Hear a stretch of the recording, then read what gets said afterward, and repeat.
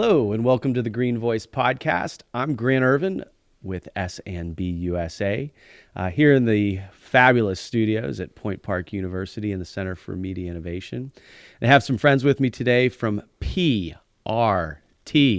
Pittsburgh Regional Transit. I have Ryan Warsing and Kelsey Shannon with me. Ryan, Kelsey, how are you guys doing today? Great. Doing wonderful. Yeah. Awesome. Thanks for having us. It's great to have you here. We were having a lot of fun before we came here online, on camera, on tape. So we'll just continue the conversation. But before we kind of jump into some details, I always like to just let folks know a little bit who we're talking to today, and maybe Kelsey, if you start off doing just a brief introduction, and then Ryan will punt it over to you. Sure. All right. So, hi, I'm Kelsey Shannon. I am the Deputy Chief of Strategic Initiatives at PRT. We always have to pause. PRT. Okay. Really ingrain that. Ingrain it. So, as the Deputy Chief of Strategic Initiatives, I feel like that's a lot of words to say, if you have met or heard our boss talk ever, Catherine, she is fabulous and has a bunch of fabulous ideas all the time. And more or less my job is to be there when she goes, "Hey, I just heard about this really cool thing," or "This is the direction we should be going," and just yells down the hall, Okay. Kelsey, hey. Get the hell over here. I just heard about something. It's really cool. But don't really know how to put that into a job title. Sure. So that's what we landed on. You just did it. That's good. And so a part of the Strategic Initiatives Department is our strategic plan and sustainability, which is where Ryan comes in. Awesome. Ryan, you want to do a quick intro? Yeah, so I am the Director of Sustainability at PRT. And I essentially manage our climate action plan. That's the biggest and most immediate thing that was passed back on Earth Day earlier this year. Congratulations. Mm-hmm. So that was a great blueprint for me to start the job with as I entered. I'm fairly new here, but the climate action plan was a long time coming, so there's been a big, long runway that I'm on right now. And beyond that, I think it's just making sure both internally with our operations and externally with all of our buses, all of our trains, that we're kind of running as sustainably, as efficiently as possible. And sustainability is kind of a catch-all, but for our purposes, for now, it basically means being carbon neutral by 2045. Wow, that's exciting. That's really exciting to hear that. We joke about PRT in terms of name. And for listeners, why we're pausing, Pittsburgh Regional Transit, for a lot of longtime Pittsburghers, went through a name change a couple years ago now. So formerly known as the Port Authority, and we've set up what we call a swear jar. So anytime I say Port Authority, I have to make a contribution to the swear jar. But talk to me a little bit about the organization, PRT and its current incarnation and its responsibilities, and we see buses zooming down the street and ride the T and inclines and all that kind of fun stuff that is a fixture of Pittsburgh. You even got a spot on the Pittsburgh Monopoly Board, as I recall. Well, we better if we don't. Yeah, you got to work on that. You got to talk to the PR people about that. I would think we'd be the 4 railroads, probably. Each side of the board, maybe the incline, maybe the T. This is a big push. We need to check this. So I know I have I don't give these ideas away for free. I know. There you go. But talk to me a little bit about the organization, its history, which I think is fascinating, and where you're at today. Sure. That's a tall order. The whole history of PRT. You can do the abbreviated version. Yeah. Well, we don't need the once upon a time or. I hope not. Truly, I think that folks might know it as Port Authority. They might even call it the PAT buses. That's what I hear. Still, even sometimes on the news, they'll say Pat bus, and it's just folks have a lot of memories with our system, and that's wonderful. And part of that is that great because they have that connection, but we are going through a bus line redesign right now to make sure that our routes aren't antiquated, we're not beholden to what folks have been used to. We need to make sure that we are recognizing that patterns are changing, particularly post-pandemic, and making sure that we are using funds efficiently and, our resources efficiently as well. I think that we really are in a different era with PRT, and say this with a grain of salt because I came in probably a year after Catherine did, so I really don't know the before times. Other than talking to a bunch of folks at PRT that have been there 20, 30 years, because I believe it's a wonderful place to work. I understand why we have so many people that have stayed for so long. There's a great culture. It's a piece of the integral part of the community, and, for sure. From what I have heard, people feel, emboldened now to come to Catherine with these great ideas that our team may or may not have to push through them. But it's a different time at PRT that I don't know, she's really looking to make sure that we are part of the community. I think that's her biggest thing is, we have an opportunity on so many levels to affect change and just affect our community full stop. Yeah. Now, do you have both? A quick question: do you have a background in transit, or like what brought you to PRT professionally? I guess that's kind of an interesting place. Yeah. No, I don't have a background in transit. Okay. Prior to working at PRT, I worked on Grant Street at the Carey Group. I was a political consultant. I ran some campaigns, and before that, I was working at a lobbyist firm in Chicago. Okay. For me, I was looking at, campaigns are exhausting, important, elections are important, and campaigns are exhausting, and we need someone. Local, national, what were you working on? Actually, it was kind of mostly local when I was in Pittsburgh, but, when I was in Chicago, working on Hillary Clinton's delegate. Okay. But in Pittsburgh, mostly local, and I kept thinking about what are the issues that I really care about, like working in because you're hearing from people all the time on a campaign, right? Yeah. Hearing from people, but like working in campaigns it's just, I can't say exhausting enough. I think I've already said it. We're in the season, so people get it. Yeah, for sure. It is grueling, and it's not sustainable for a human to continue to do that year after year. So I was looking at what do I actually care about? I care about the environment. Okay. I care about my community. I care about, making sure that people have economic opportunity. I care about all of these things. And when I layer all of those things on top of each other, the Venn diagram is transit. Yeah. And did you actually have a map? I wouldn't have put it past myself to do something like that. I do like lists and charts and stuff, but it was more a mental exercise of, when I think about all these items that I care about, everything touches transit, and you can make a really big difference in your community by participating in that. So, and then, I ran Austin Davis's State House Sport. There you go. State House race, and he was on the board of PRT, and one thing leads to another. Well, he said, who annoys me in a really similar way? Okay. Catherine Kalaman. As a compliment. Yes. Yeah. And he was like, you have to have lunch with her because you guys are so similar. And we have a very sibling dynamic from working, I think, on the campaign together. I'm the little sister he didn't ask for, and he's the older brother that I didn't ask for. And he's like, you guys are similar. You need to chat. And then we did and hit it off, obviously. And then I started talking about wow, I should really work at PRT. And he's like, wait. Oh, you're what? No. That's not actually what I meant. And I was like, sucks to suck, man. Right. You set this up. You set this love story up. That's awesome. Well, she has such, Austin too. You can see that triangulation. Catherine just has such a good energy about her that it's contagious, right? Absolutely. Yeah.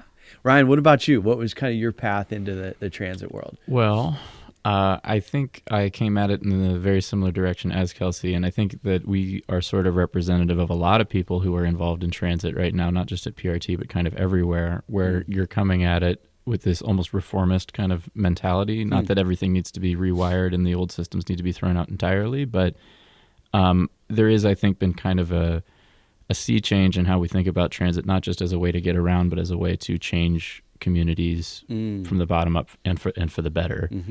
And so for me, I came at this mostly from a sustainability perspective. I went to school to study sustainability. I previously worked, we have similar Chicago background. I worked for a neighborhood business improvement district in Chicago for about 5 years. So I could kind of see things from the really micro level, but I could kind of see the limitations of what just one community nonprofit could do. Went to school to study sustainability. And so kind of at the intersection, likewise thinking in terms of Venn diagrams here. Everybody lives in Venn diagrams. We're very chart-based people here, and map-based people where we are. Right there at the center of climate sustainability and, building more functional communities is transit. I mean, everything, if you build it, they will come, so to speak. So you put a good transit line in there, you put well-functioning service, everything else kind of follows. That's awesome. And you also did a stint at RMI, right? I did. Yeah, I was with.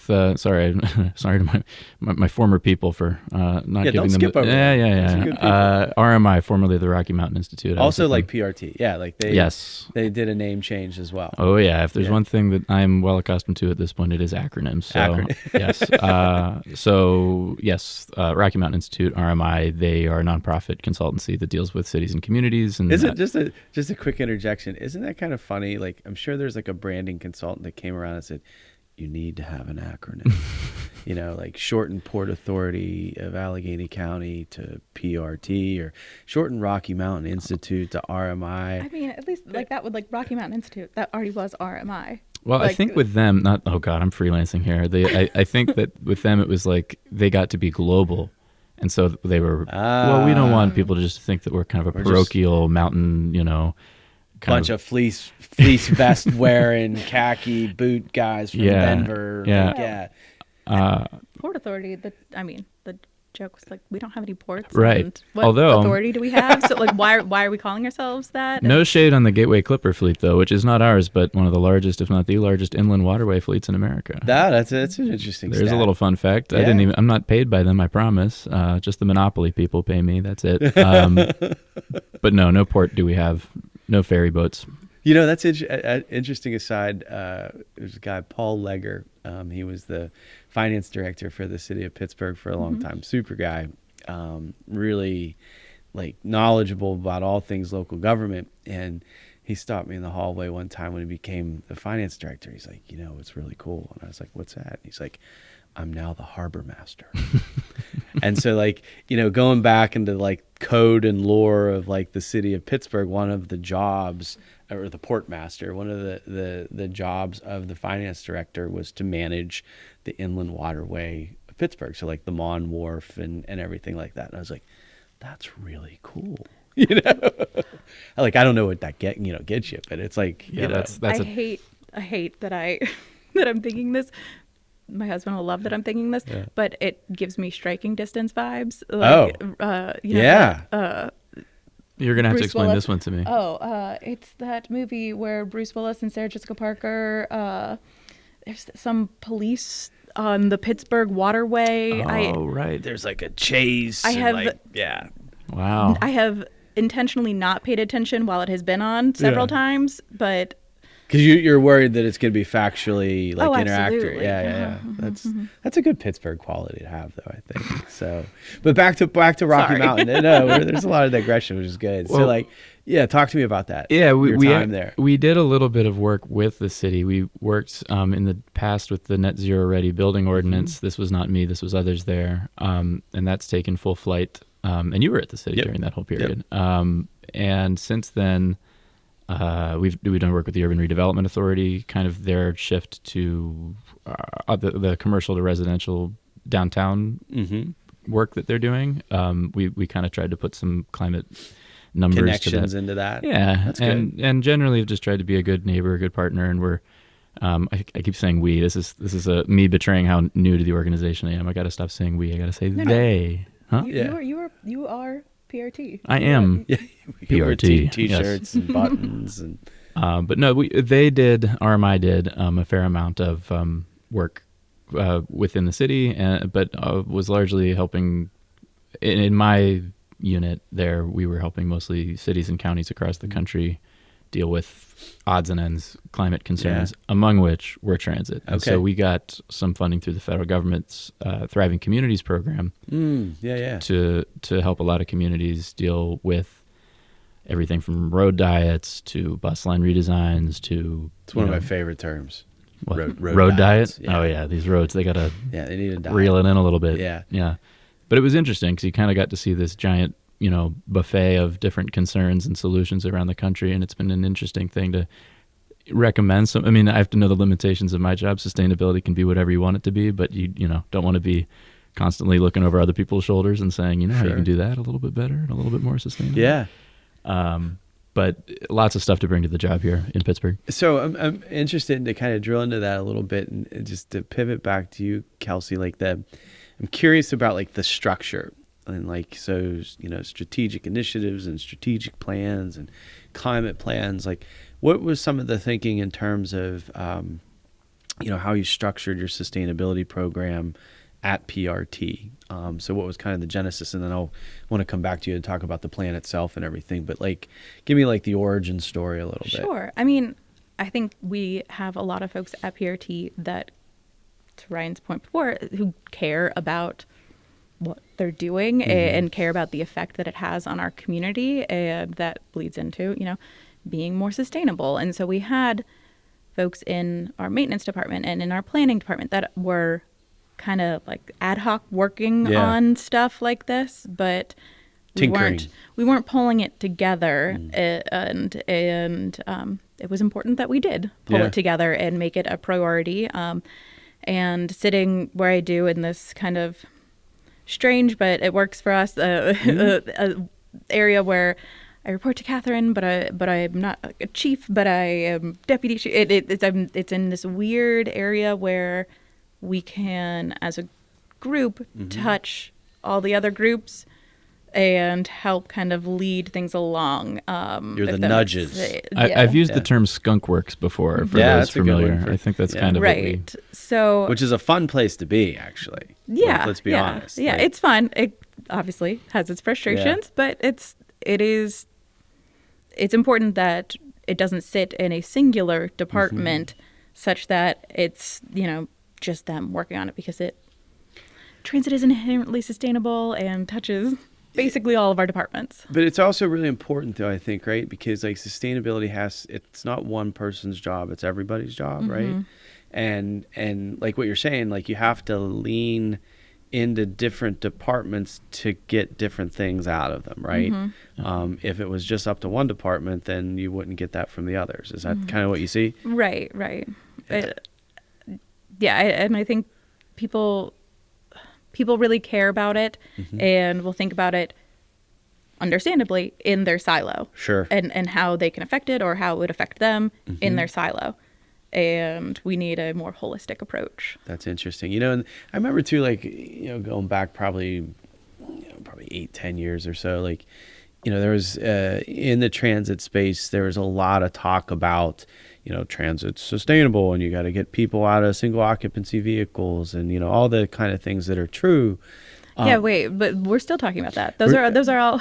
Well, yeah, those are all still things, right? And that's what I was going to say, though, is that there's been an evolution to a higher level of thinking about there's not a stasis there, right? It's not a static kind of moment where it's not just the bus as it was 15 years ago. We need to go to low emissions buses. It's, it's not just kind of the routes as they were, because there's more efficient routes, which can reduce fuel consumption and things like that. So you guys are really, thinking at a high level about this in terms of how it drills down. Right. But yeah, the number one thing on Ryan's to-do list, though, is grow transit. Get those butts in the seats. Get the butts in the seats. That's still the number one thing. You're absolutely right. Where there's so much more to it than that. Yeah. But the most important thing is butts in the seats. Yep. Yeah. The climate plan, we assume that about 50% on average fewer emissions for someone to take a bus for some number of miles versus using a passenger car. And then, of course, for a transit train that runs on electricity already, that's quite a bit lower than that. So, it's a pretty good rule that if you want to do something, anything to help the climate right now, the best thing you can do is, Kelsey, Get your butt in putting the seat. a butt in the On seat. the seat. It's an easy thing that even if you're just choosing one day out of your week to do it, it's just, you might even find it's much more convenient for you to do it. You might discover other benefits, and all the while you're helping the climate by doing not something all that difficult. I discovered that I actually enjoy reading for fun again. I know. On the bus. Imagine. After like law school and college, I You lost hated, that. I lost my love for reading and taking the bus again. I was like, oh yeah. When This you're not can reading be a fun. constitutional law book, it can This be can like be exciting. fun. Yeah. For me, it's Wordle. I find that it's the perfect amount of time on my bus route to do my Wordle and connections every morning. Did you do today's? I didn't do today's. I did yet. not do today's. No. But it's a good little moment to just check out for your day and to check in with yourself and ride the bus and save some gas. Think about how important that is, though. Like, particularly in today's world, like the opportunity for you to relax, have 20 minutes to yourself to, make your to-do list, do your Wordle, get a chapter out of your book, do nothing, stare out the window, Yeah. talk to a neighbor. Like, So there's I guess my point is, like, does this become a bigger selling point I think for transit in the world potentially we live yes. in? I mean, I think if you're listening to this podcast, probably the biggest selling point is, I can actually do something right now to make the planet better. Yeah. I'll go a step farther than that, and I'll challenge people listening to this podcast, the Green Voice, who presumably themselves are green-minded, right? We're a little biased. A little biased. Yeah. How many times, audit yourself, listener, how many times have you rode the bus in the past, let's say, month? Have you at all, listener? Yeah. Is that something you could change, listener? Can you? Can you? Yeah. Right, yeah, So- and that's a good point, too. Yes. But to your previous point, so this is going to be a tangent. Do it. Okay. So That's why we like the long form podcast. this is also why, Austin said that I remind him of Catherine. This is going to be a tangent. Catherine warning. Whoop, whoop. Yep. All right. I'll try to limit my F-bombs. So in law school, obviously I'm not a practicing lawyer now, but, they made us take a happiness course because lawyers are... As part of the curriculum? Yes, as a part of our curriculum, because lawyers are I don't know if this is still true, but years ago, for like suicide rates. Oh, sure. And number one for alcoholism. And so it's like, what are simple things that you can think about to, make yourself happier? Here people are doing And- yoga, and actually riding the bus could be like a thing better. Yeah. Well, and one of Yoga the on the things bus, was, maybe like being stuck in traffic. Yeah. Being stuck and not being able to do anything but be stuck in traffic, and while you are the driver, right? And we know there was a study, probably, this is a pre-pandemic, but like 1 in 5 people have left a job because of bad commute. For sure. And so like that simple step of like taking yourself out of the driver's seat can really do a lot to help your mental health. It's huge. And that makes me think of a bunch of things. One was I used to be in the smart growth world, so sustainable development. Well, like always, once in, always. But one of the things that a guy I worked with made the analogy was like, remember, whenever you're in traffic, you're part of the problem. And it's like this, like existential. You're like, oh my God, it's me. Grant, to put it another way, though, when you're in transit, you're part of the solution. Oh, whoa. That's like high five from a distance. That was good. It's true. It's true. The statistic that we would trot out a lot at RMI, and not just for rhetorical purposes, but because it's the red alarm truth, is that even under really ambitious electrification standards, scenarios, where we are really, really throttling. We're electrifying rail or the or buses. Just personal vehicles. Let's say there's a Tesla in every driveway. Let's say we really, really throttle electric vehicles. Even under that scenario, you need a mode shift away from personal cars and towards things like transit, towards walking, towards cycling. And something like 20% more, is kind of the bare minimum threshold. really, not to be talking in big, high goals and numbers here, but that's one out of, if you've 5 work days, that's 1 work day, like everyone on that level needs to be performing in order to kind of get to where we need to go. And it's our job to make it easier for them to do it. Let's break into that a little bit too. Cause I mean, this is, I think this is a fascinating challenge. Like we talked about the pandemic a little bit, right? We just talked about land use. These challenges are, they were like, the pandemic is like a lightning rod moment, right? So I'd like you to tackle that one, but that's something that happened immediately versus like land use, for example, is something that has to happen over generations in some cases in terms of the change of use that gives you that type of mode shift so you have the density so that like ridership makes sense. What are some things that you guys have done, whether it's in the plan or kind of in the thinking right now that are one, like trying to address that change in volume as a result of the pandemic, so people telecommuting and things of that nature. We know the challenges that are changing, but getting people back downtown in like a hub and spoke system, but also like how are you starting to address the changes, the need for the changes in development patterns? Like we have a number of developments that have been on the sidelines here in the city the past couple of years that haven't been able to go through permitting or stuck in, some various form of financing or whatever the case may be. But we need that in order to kind of create more ridership, right? So what are some things that you guys are like, at the precipice of or working on or thinking about? Or So I don't think, and there might be some folks that disagree, but I don't think that our goal is to get people back downtown, at least from like a PRT perspective. Like that's, people are going to do what they're going to do. And if you got to go where they go, right? Yeah. We're not going to try to force people to return to whatever, particularly because like, if this works better for you and your life and your family, like, we're not trying to force a lifestyle of any kind. Here? Yeah. That's silly. We have folks that will utilize transit, and we can, through this bus line redesign that we're going through now, we can, make sure that we are serving these folks better. And you mentioned we have a hub and spoke system. We're trying to make sure that if you don't need to go downtown, then can you go to other places? Like, do we have to funnel you downtown to go somewhere else? Is that the most efficient way?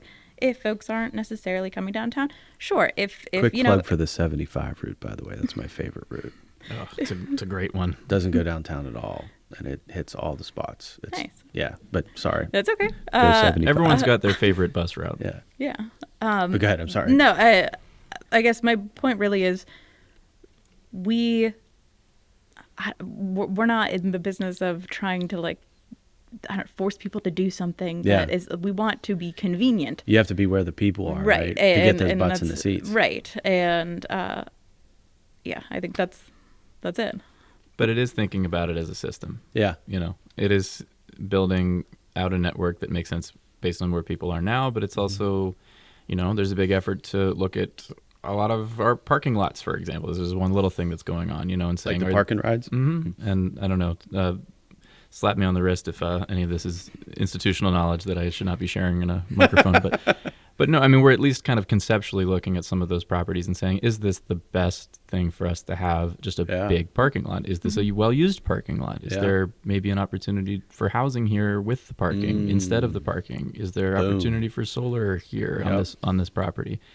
And so it creates multiple functions. Yeah, that's brilliant. It's building out the density, like you managed to, like you said, and TOC, right? Transit-oriented communities, transit-oriented development. All those acronyms. Yep, we love them, but it's thinking about it as a system, not just putting a transit line where the right-of-way exists, but really building out the community to use that transit and make it a positive feedback loop. And that requires a lot of deep community engagement, right?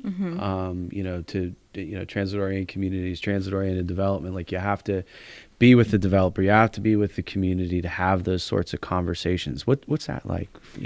At the strategic level with you guys, I know different people have different roles, but how are you, the two of you, working through that? So I would say actually, the thing that I think will really help this conversation moving forward is our Partner Pass program. So that you can be a developer, a property manager, an employer. This is a brilliant idea, by the way. Thank you. Yes. Yeah. Hair flip. Yeah. Sorry, I'm picturing. I don't know if anyone's a Wicked fan, but coming out right now, and there's a scene where Glinda goes toss toss, and that's what I was thinking. But anyway, Partner Pass. Seriously, no, it's a great idea. Partner Pass, spelled PRT, NER. Oh, I know, whoa. even cuter, right? So who needs A's? Vowels are for squares. Should have gotten rid of the E. So with the Partner Pass, it's designed to encourage folks to use transit and make it easier. So whatever the entity is, they buy passes for all of their... This could be a developer. This could be a company. Right. A secondary, post-secondary school, obviously, if they're not participating in UPass, which, thank you, Point Park. Yeah. Now a UPass participant. Oh, all right. Way to go, Center for Media Innovation. Yeah. Good job. Anyway, so with the Partner Pass, you buy passes for all of the individuals, whatever that may be. So let's just go for an employer right now because that's easier to talk about. So all of your employees. And it is at a significantly discounted rate. So a monthly pass is typically $97.50, and through this Partner Pass program, it'll be $28. So that's a significant discount. Yeah, about 70%. So you're buying that pass for everyone, knowing that, you know, some folks might not use transit and other folks already use transit, and some folks will try to use transit now that this is available to them. And I think making it easier and more available for folks is and making it like a benefit for the employees too. Yeah, because they then know that it's an option for them. It's a choice. It's available. Right. And it's easy. A lot of employers and like apartment complexes, they'll provide a parking spot. Yeah. And like, for why? Like, it's more expensive as an individual. To park? It's anywhere from like $120 to like $300 some dollars for like a monthly parking space. Yeah. Like for just the upkeep for like an apartment complex or or business to even just maintain a singular parking spot is hundreds of dollars a year. And so it's the cost benefit is, it really boggles my mind when folks are like, well, I don't know if we can afford that to buy a pass for everyone. Yeah. And it's like, but do you supply parking right now? How have you rolled that out? Like, it is to be rolled out. Okay. That was Q1 of 2025. Okay, so this is a prelude. We're like yes. Okay, coming attraction. Our board is going to be voting on it actually in November. Okay. They heard a little preview of like our public comment that happened this past summer. Thank you to those folks at PRT that kept that going while I was out on parental leave. Did the public comment during the summer, and now going to be hopefully put into place. Will you roll that out in increments, or do you have like like early adopter companies, partners, or like what are you looking for in terms of the private sector support for that, or even public sector, because you could be a local government or other that could be a partner, I'm assuming. Yeah, I mean, if folks want to start talking about it, whether it's with PRT to like find out more information about it, they can start to do that now. Obviously, we don't have contracts for you to sign yet, but we can start to walk through, like how would this work for you and your entity. But I think if you're listening to this and maybe you're not the decision maker, now is a really, really excellent time in the few months beforehand to start to talk to your employer, to folks to say, hey, have we ever considered It's interesting. It makes me think. We're doing some work right now around like corporate social responsibility at S&B, where I work, S&B USA. Quick plug. And one of the things is just in that space is the growing number of employee affinity groups that are out there that are thinking about things like this. Whether that's like commute to work or donations and sponsorships or just like the variety of different things. Plug for our women employers group. Oh, there you go. Is it an acronym or is it WORG? It's WORG. I mean, or WOG. For the women employers group. For those unable to see on this audio medium, there's a fair enough. Sorry, a my branded coffee mug my has just coffee come cup. out. I mean, you guys Busting through the glass ceiling. Is that a sticker or is that the mug itself? It's the mug itself. Oh, that's nice. Okay. All right. We Sorry. have no. I'm taking Real note of change it. comes one coffee mug at a time. Absolutely. That's totally it. But they become an audience for a program like this, right? Yeah, we talked about that actually on Earth Day this year. Yeah. If we had a bunch of, or not we, you had a, Sure. you were hosting this event, you had a bunch of folks there on your panel that were a part of businesses and a bunch of entities in the room there and talking about how important all of this stuff is. We get them signed up right there. Right. If you mean that, Yeah. here's a really tangible way Really to tangible. make a difference. Like there, I don't want to shit on any other things that corporations can be doing or businesses can be doing because every little bit counts. But this is something that really, really could make a difference. Yeah, it make a difference. I mean, obviously for the Port Authority, but for the environment.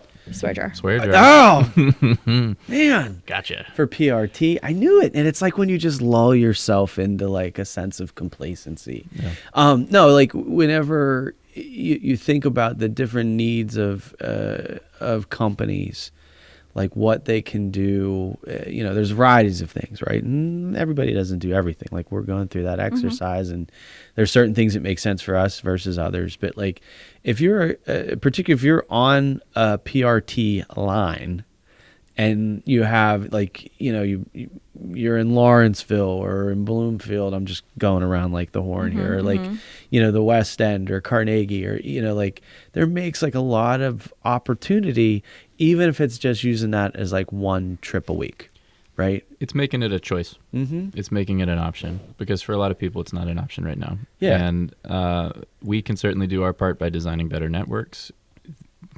These partners can do their part by, bringing down the cost. Yeah. And 70% discount. 70% discount. That's not nothing. That's quite like substantial. Better than anything you get at Marshalls or TJ Maxx. Exactly. Like that's like big time savings. And better quality. Yeah. One thing I'll say is that I hear exactly and totally agree with the idea that there need to be more of these kind of affinity networks of sustainability in the corporate world. But I think the ultimate goal is to sort of elevate this beyond that of just an affinity practice rather than and make it something broadly compelling to everybody that sort of transcends that. And we're kind of at that sort of tipping point right now, depending on who you talk to. We've already tipped well over to the point where this just makes financial sense for companies to be doing. A quick idea, and then I want to come back to that for a second. One is it, I was going to say this with you, Kelsey, like it makes me almost think like the Giant Eagle Advantage card. I don't shop at Giant Eagle all the time. I shop there some of the times, right? Yeah. It's like one of my choices. But when I do, I have my Advantage card, right? I mean, is this like the same type of thing that you guys are thinking with the Partner Pass? I would say probably more equivalent to like a Costco membership, right? Okay. Because like you're paying for the membership, but the Advantage card it just exists. It just exists. You accumulate the benefits on the back end versus using them on the front end. Right. Okay. Maybe some sort of hybrid between the two, because I would say you are accumulating benefits, right? And also you have you have the access, you have the ability to utilize this. But I think whether you're thinking about it from an individual perspective of like, hey, I am making a difference. I am, whether it's for my mental health or for the environment or whatever, I'm making a difference by riding this transit.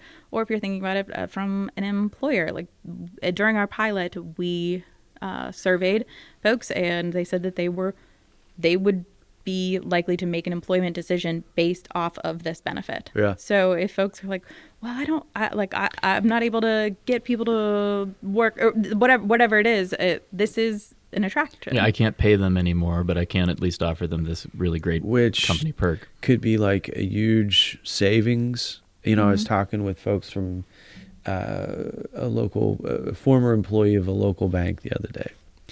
And, same thing, like post-pandemic, I was like, what's been their challenge in terms of getting people back to work? And like one of the things was parking, and it was like, well, because I haven't been paying for parking. I'm not paying for gas.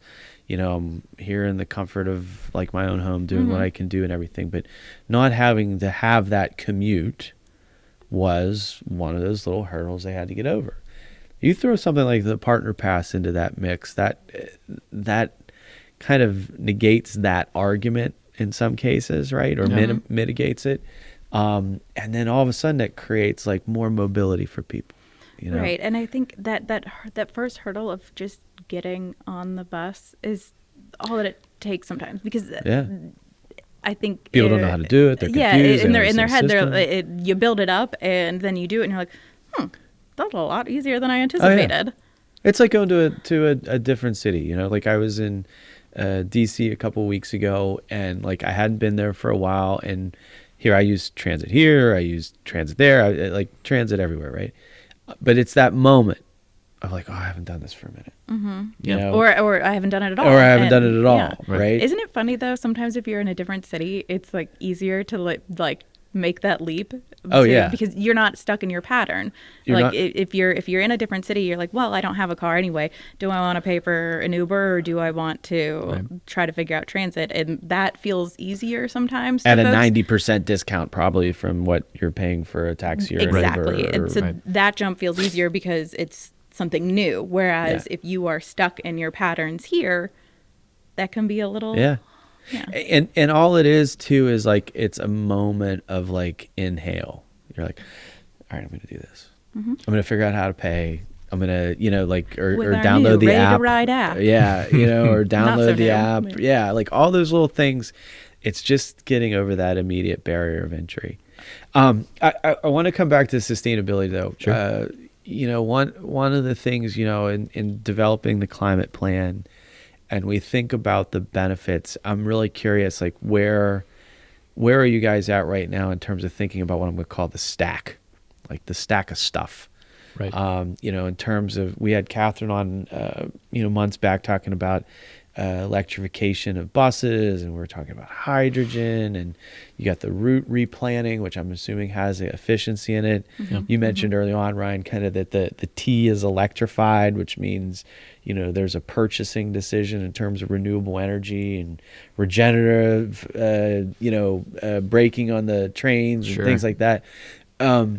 What are some of like the big movers that you see in terms of on one side, carbon reduction and cost benefit, but then on the other side, what are some of the easy things that your guys, are easy movers, if you will? Well, there's nothing that's easy, but there are certain things that are a little more straightforward. Yeah. And we'll start with the pie, the emissions pie. For us, and we might be pretty similar to other transit agencies. Sustainability people love pie. We love it. So we have 700, a little shy of 700 buses in the fleet right now. I think I might be getting this number slightly wrong, but around 80-ish trains in the fleet right now, in the 80s. Sure. And then, as you mentioned earlier, we have our two historic inclines, which make us really special. The emissions of the inclines, I'll say, are not top of list right now, given how... Shout out to the engineering construction team. I got a good friend that works in the department. Yeah, so I know it's been tough. The bowels of those things are really, really They're working interesting. hard. And the people that run those things are... Go Dave, yes. By the way. So. But the biggest part of the pie is the diesel emissions from the buses, 70% for us. And so that's definitely the biggest thing that has to move starting now. And so we're already transitioning towards some electric buses. We've got about 20. We will, by the end of the year, have, I think, 24 in the fleet. with the ultimate goal to get most, if not all of them electrified. Those that we can't electrify due to maybe the routes are a little bit too long for the battery range, or the topography is a little too challenging.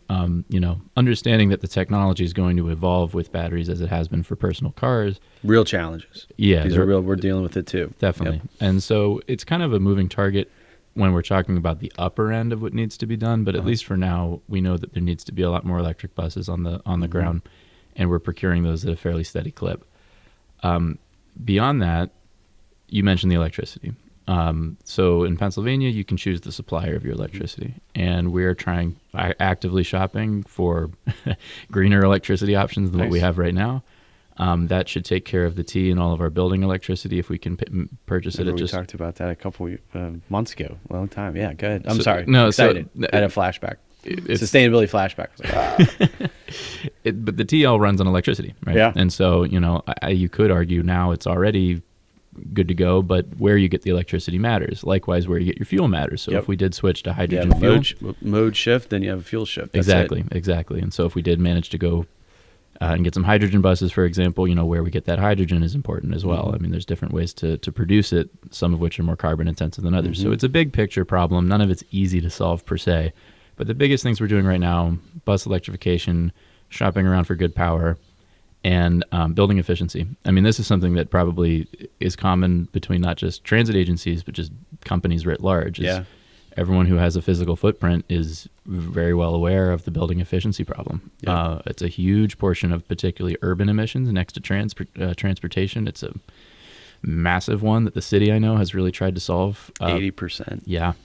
So, and we're all partners in that, like we're comparing notes often with other government entities and big companies that are all kind of in this world, on this boat together. Yep. Is it sinking? Are we just bailing out water at the rate it's coming in? Who knows? But we're trying to stay afloat, and I've extended this metaphor long enough.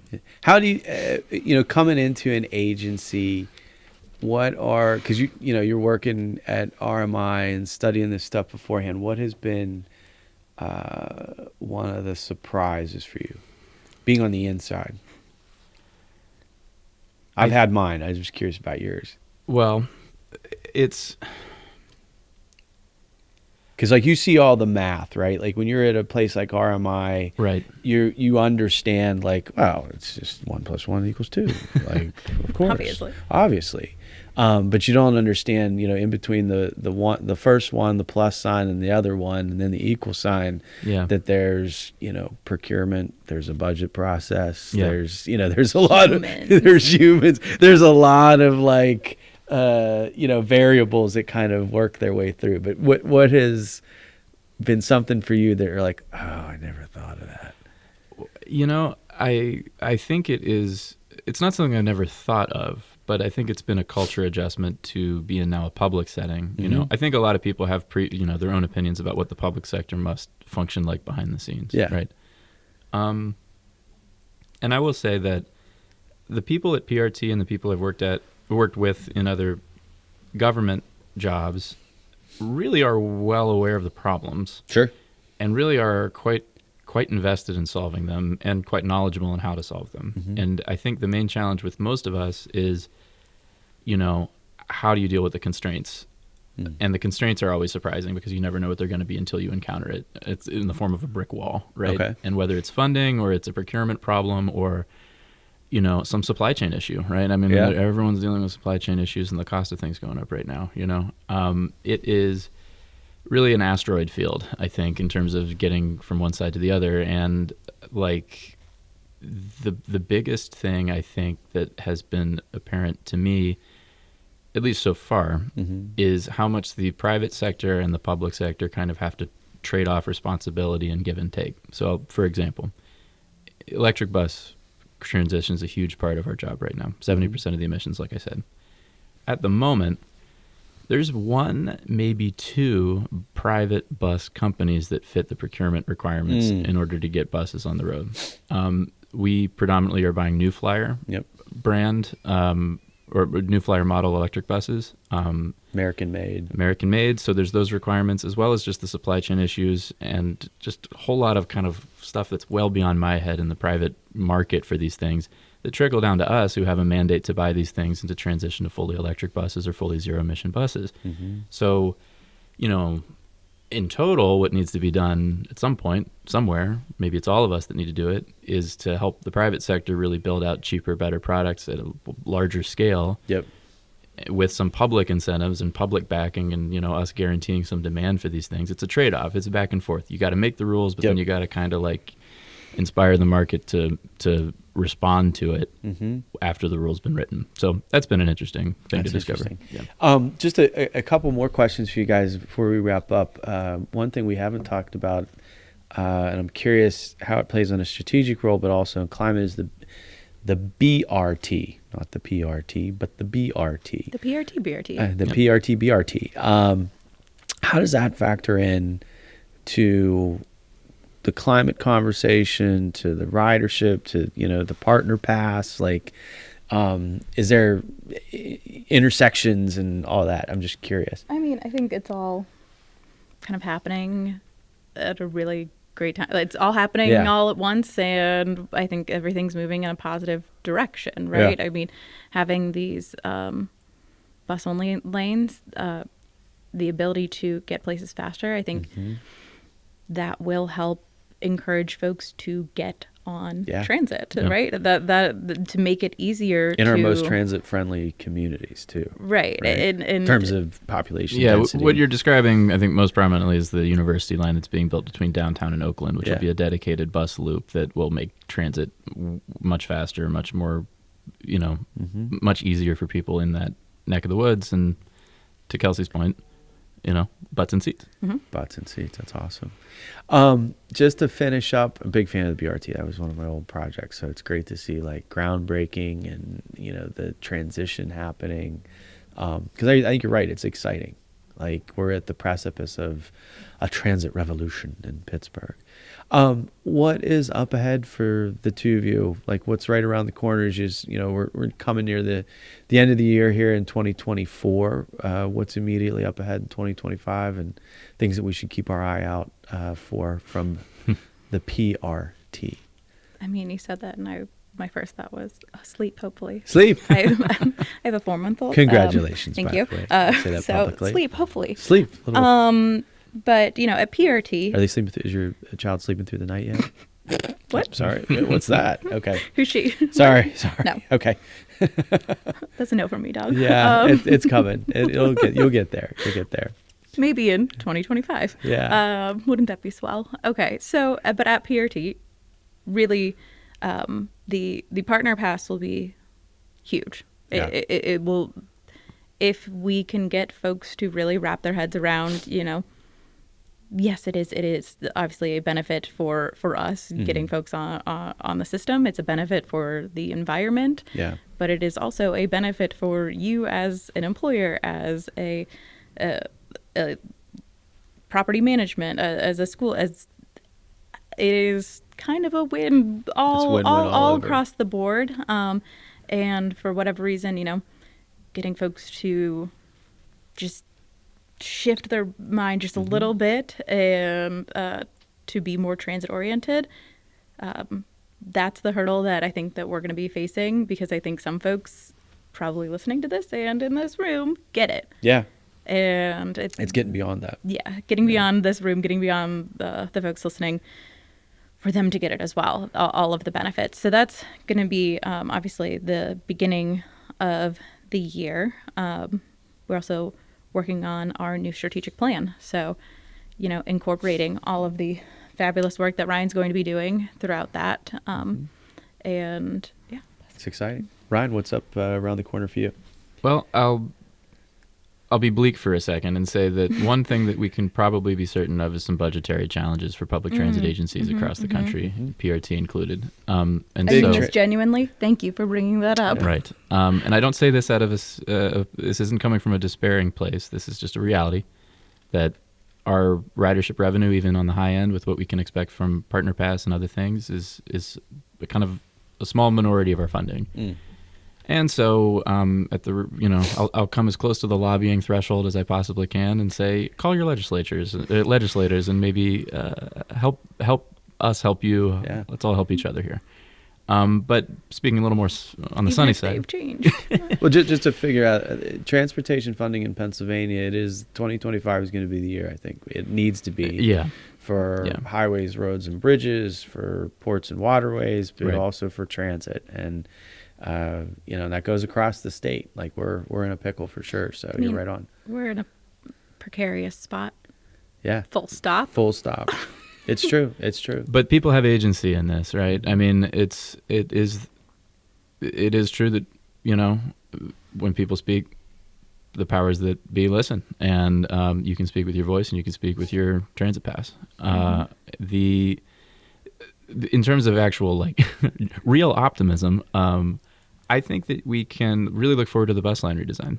This isn't so much my project, but it is going to make service much more efficient. It's going to make it's going to increase service across our network, and that's using the resources that we've already got. So that should be finalized sometime in the next year. And I think there's still an active public participation process with that right now, so people can have their voices heard and how those routes are coming along. But once that is unveiled, I think that'll be something really to look forward to. Awesome. Well, thank you for helping us end on a positive note. I think that's a great way to end. Ryan Worsing, Kelsey Shannon, thanks for being a guest here today on The Green Voice. It's been a lot of fun. Anytime. Mm-hmm. And we welcome you back anytime to get caught up on the partner pass and the sustainability plan. So we'll look forward to seeing you in the future. Absolutely. Great. Thanks, Grant. Thanks all for listening in to The Green Voice. Thanks for the team here at Point Park University Center for Media Innovation, Tanner and Wayne. Thank you also to the Pittsburgh Earth Day staff for helping to pull us all together. I'm Grant Ervin from S&B USA. Thanks for listening in, and we will have you here on the next episode. Thanks much.